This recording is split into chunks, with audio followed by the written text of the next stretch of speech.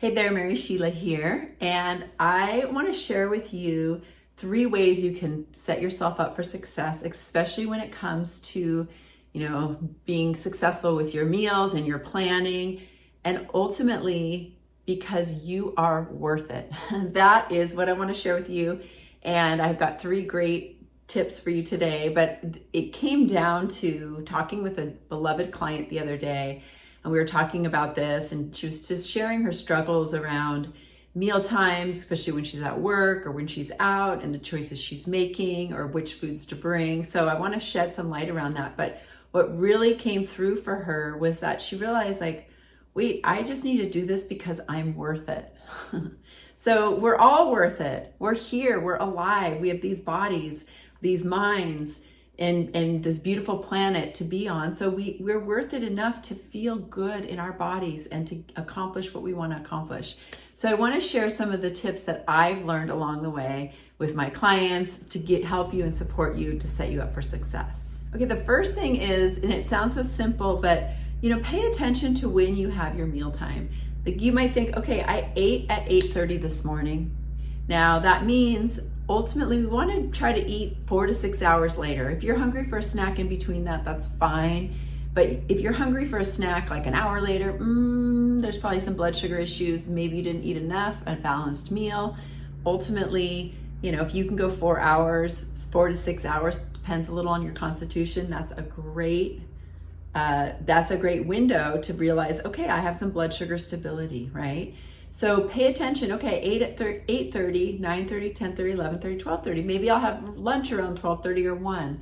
If you get starving in between, what time is it? How many hours in between? If it's 3, perfect, have a snack, don't sweat it. Still kind of eat somewhere between 12:30 and 1:30. But if you find it's way earlier, then what was your last meal? You're only as good as your last meal.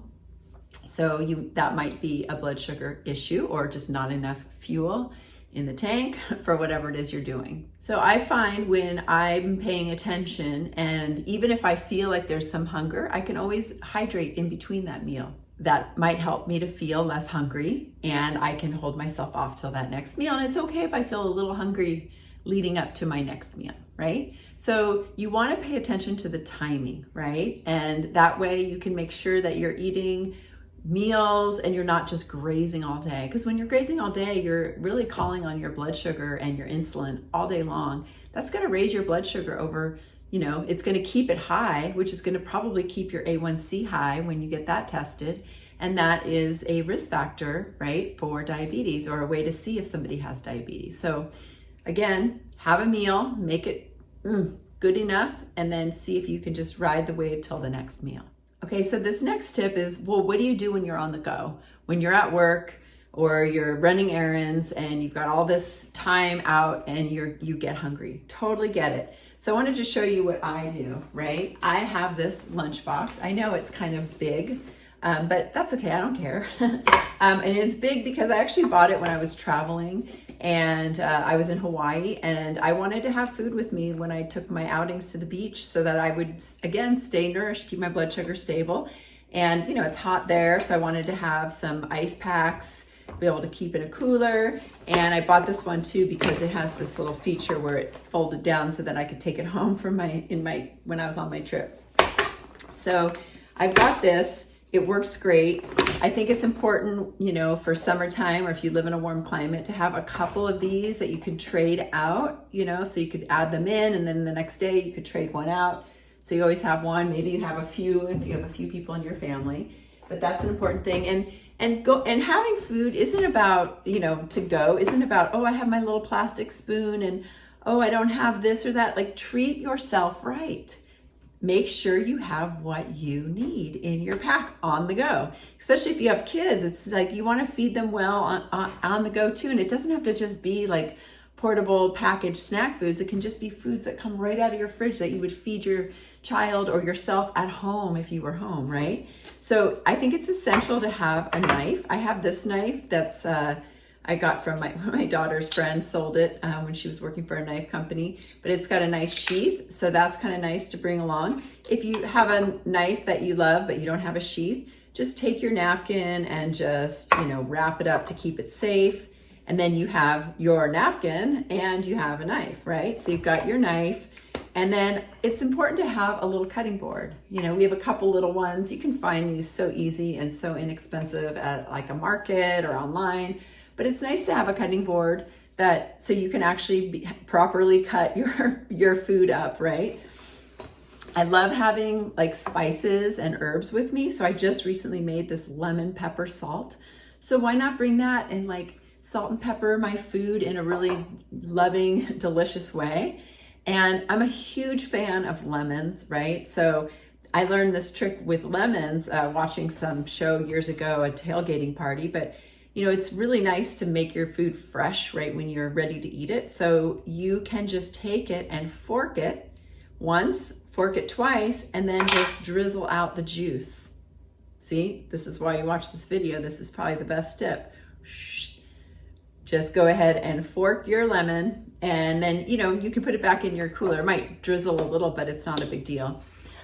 You can use any kind of Tupperware. I was just going to show you something that I've had for years, and I love this. I bought this when I was in nutrition school at Bowman College, and it was in the little store at the school. And I have literally used this almost every time I go out and bring my lunch. This is my lunch box.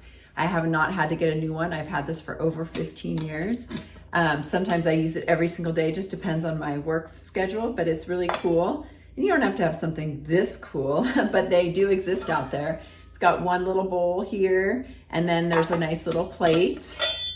Woohoo! And then there's another one right here. So they all just fit really nicely together. You can eat your meal and, you know, have a few different sections.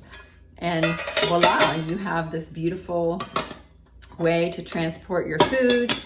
And, you know, it's nice sometimes too to have little thermos cups or whatever you need, but don't be afraid to bring your lunchbox with you and, you know, bring your food with you. Or if you're going out, like have a plan. Where am I going to go eat today? I'm going out, I have errands. Maybe I'm going to pick something up at the hot bar at the market I'm going to, or maybe I'm going to sit down and have lunch, or order something else and take it to the park, or sit in my car while I'm not driving. Like, just have a plan, right? And make sure there's time for that plan. And then let's say you're just home for the day, you know, and you maybe make breakfast, maybe you even make lunch for other people to take with them. Make something for yourself too. Yes, make your lunch in the morning or have a plan. You know, I'll never forget one time I had, because I would, you know, a lot of times when I'd go to work, I would make something in this to take with me. And I remember one day I was doing that. I made my husband lunch, I made my lunch, and then my plans changed and I was home and I had this sitting and ready to go, and I put it out on a plate and I was like, oh, I don't always have such a great lunch when I'm home. Like sometimes I'm just more grazing or just grabbing something. And I just realized how when I had that intention of taking a lunch with me to go, I made such a beautiful lunch. So like, maybe you even need to make a lunch for yourself at another time so that you can just simply in the middle of your day, open it up. Maybe you can go sit outside, whatever you want to do. But I just want to encourage you to treat yourself like a queen or a king.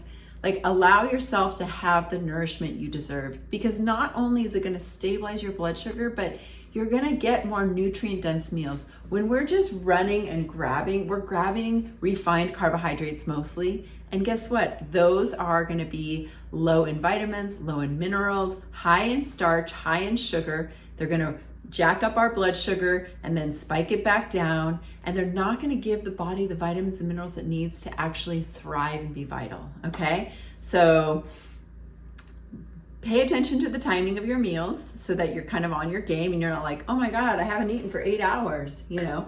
So make sure you're paying attention to the timing of your meals.